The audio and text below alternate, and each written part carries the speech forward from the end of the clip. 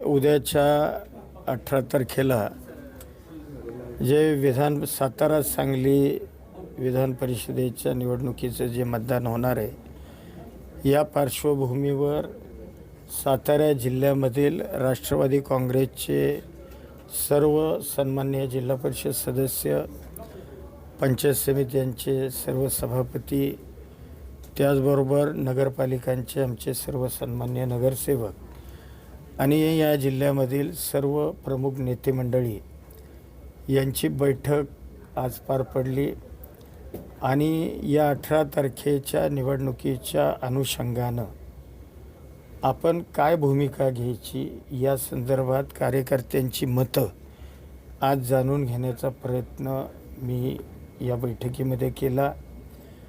त्या पद्धतीनं मग प्रत्येक ज्याला कुणाला वाटलं त्या कार्यकर्त्यांनी डायसवर येऊन आपलं स्पष्ट आणि प्रामाणिक मत देण्याचा या ठिकाणी प्रयत्न केला। त्या पद्धतीनं आज ही बैठक या ठिकाणी पार पडली। जिल्हा परिषदेच्या निवडणुकीमध्ये नाही ठरलं हे की सगळ्यांनी एका मतानं निर्णय घेण्याचा अधिकार मला दिलेला आहे। सगळ्यांनी एकामुखानं सांगितलं की आबा भावना आमच्या जरी काही असतील तरी तुम्ही जो निर्णय घ्याल या निर्णयाच्या पाठीशी या जिल्ह्यातला राष्ट्रवादी काँग्रेसचा सर्व मतदार हा राहील, अशा पद्धतीची ग्वाही एकमतांनी सगळ्यांनी दिली आणि हा अधिकार मला त्यांनी दिलेला आहे।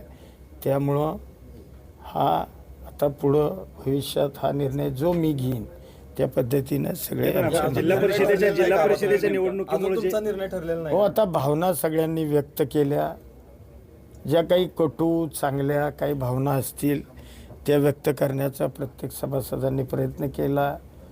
मी माझं मत त्यांना सांगितलं, त्या पद्धतीनं त्यांनी सगळ्यांनी एकमुखानं निर्णय घेतला की निर्णय जो काही उद्या घ्यायचा आहे तो निर्णय एकमुखाने मकरंद पाटलांना आपण हा अधिकार आबांना देऊ। आबा जो निर्णय घेतील त्या निर्णयाप्रमाणे या जिल्ह्यामधला मग नगरपालिकांचे नगरसेवक असतील, जिल्हा परिषदेचे सदस्य असतील, त्याचबरोबर आमच्या सभापती पंचायत समित्यांचे असतील, त्या पद्धतीनं ते भूमिका घेतील। महायुतीतील उमेदवाराला मतदान करण्याचा निर्णय अजून तळ्यात आहे का तुमच्याकडनं? नाही, आता आज मला अधिकार तर दिला आहे ना। म्हणजे आज मला आज ऐकून घ्या, आजची बैठक ही पहिल्यांदा तुम्हाला सगळ्यांना जिल्ह्यामध्ये कल्पना आहे की जे काही मागं घडलं या घटना या अनुषंगानं असणाऱ्या मतदारांच्या भावना ह्या तीव्र स्वरूपाच्या होत्या, त्या ऐकून तर मला घेणं गरजेचं होतं। आज त्यांना त्यांच्या भावना ह्या मोकळ्यापणानं मांडण्याकरता आजची बैठक मी आयोजित केली होती। त्या पद्धतीनं ज्याला कुणाला वाटलं त्यांनी भूमिका आज या पक्षाच्या व्यासपीठावर मांडल्यात आणि त्यांनी सगळ्यांनी ठरवलं की या निवडणुकीचा निर्णय जो काही घ्यायचा तो मकरंद आबांना आपण एका मतानं सगळ्यांनी अधिकार देऊ, असा निर्णय आज त्यांनीच बैठकीमध्ये पण भाजपला अजूनही राष्ट्रवादी आणि शिवसेनेची धास्ती आहे। जरी आजची बैठक झाली असली तरी सुद्धा त्यांना धास्ती आहे अजून। नाही, आता त्यांना का धास्ती आहे मी त्याचं सांगू शकणार नाही।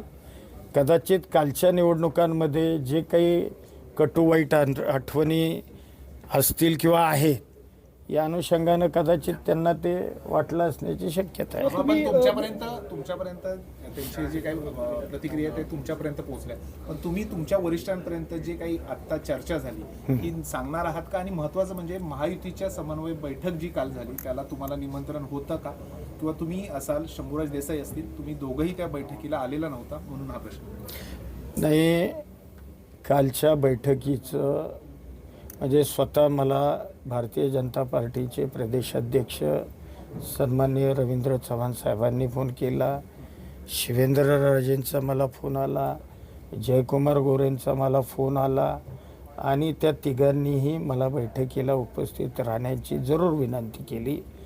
परंतु मी त्यांना स्पष्ट शब्दात सांगितलं की अद्याप माझ्या लोकांची बैठक मी घेतलेली नाही, त्यांची मतं मी जाणून घेतलेली नाही आणि त्यांची मतं जाणून न घेता मी जर आपल्या बैठकीला उपस्थित राहिलो तर माझ्या पक्षामध्ये त्या संदर्भातला चुकीचा मेसेज जाईल. त्यामुळं मी कालच्या बैठकीला त्यांनी मला फोन करून सुद्धा विनंती करून सुद्धा मला उपस्थित राहू शकलो नाही. अहो, तुम्ही मुख्यमंत्र्यांची भेट घेतली होती तुम्ही देसाई साहेबांनी या संदर्भात मुंबईत? नाही, मुख्यमंत्र्यांची भेट मी माझ्या कामाकरता गेलो होतो. माझ्या पाचगणी नगरपालिकेचं काम होतं, नगराध्यक्ष माझ्या समवेत होते. त्याचबरोबर शंभूराज देसाई त्यांच्या कामानिमित्तानं त्यांनी CM साहेबांची वेळ घेतली होती. योगायोगानं आम्ही दोघं होतो. CM साहेबांनी त्यांना बोलवलं, त्यांना कळालं बाहेर मी आहे, मग त्यांनी मलाही बोलवलं आणि त्यांनी जरूर या निवडणुकीच्या संदर्भामध्ये आमच्याशी चर्चा केली. या बैठकीचा नेमका सार काय समजायचं? या बैठकीचा सार एवढाच राहील की आज पक्षाचे सगळे आमचे सन्माननीय मतदार सदस्य हे आज एका विचारावर येऊन सगळ्यांनी स्पष्टपणानं परखडपणानं सांगितलं की आबांना हा आपण सगळ्यांनी एकमुखानं अधिकार देऊया. मेन मुद्द्याचं सांगत काय म्हणजे? एकत्र झालं बैठकीचं, पण तुमच्याकडून ठरलं का? आता हे बघा, ऐकून घ्या. हे बघा, एकमुखानं मला निर्णय दिला.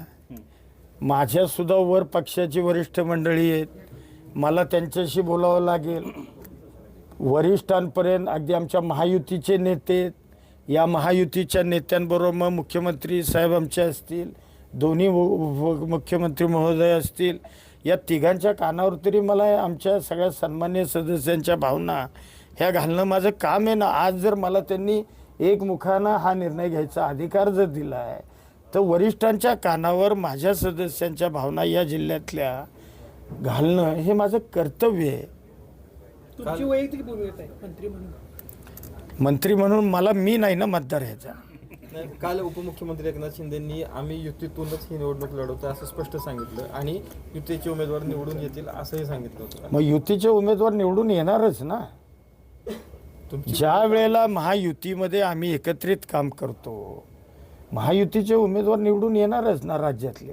जिल्हा परिषदेमध्ये वाटा राष्ट्रवादी आणि शिवसेनेकडनं मागितला जातोय का? जिल्हा परिषदच्या मध्ये जो गदारोळ झाला होता त्यानंतर राष्ट्रवादी आणि शिवसेना म्हणजे जिल्हा परिषदेत वाटा द्या, आम्ही तुम्हाला मदत करतो अशी भूमिका आहे का काही? नाही, विषय एक ऐकून घ्या. ही भावना म्हणजे जे काही घडलं निवडीच्या वेळेला पदाधिकारी त्यावेळेला तेव्हापासून ते आजपर्यंत सन्मान्य सदस्यांच्या भावना ह्या तीव्रच आहेत.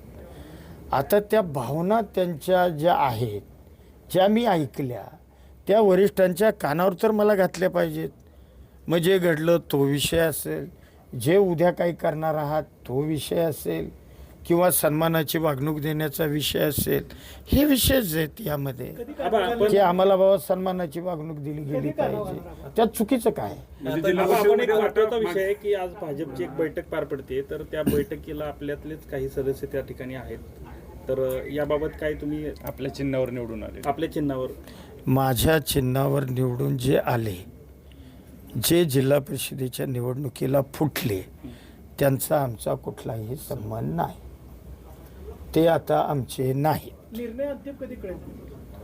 निर्णय आता वरिष्ठ ज्या वेळेला वरिष्ठांशी आम्ही चर्चा करू, म्हणजे आमच्या महायुतीचे जे तिन्ही नेते आहेत, या तिन्ही नेत्यांशी चर्चा करून, कारण आता मतदानालाही 4च दिवस राहिले, त्यामुळं लगेचच निर्णय आम्ही त्यांच्याशी चर्चा करून घेऊ. शेवटच्या टप्प्यात आहे. बरं, आता मी आज रात्री सांगली जिल्ह्याची बैठक लावली.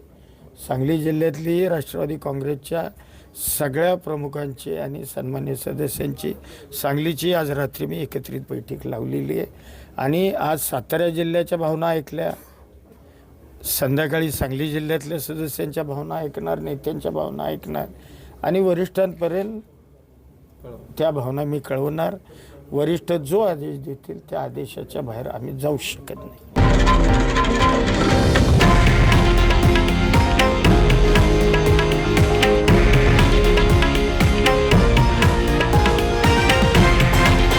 हे आहे देशातील नंबर 1 न्यूज नेटवर्क आणि आपण पाहत आहात TV9 मराठी, एकमेव.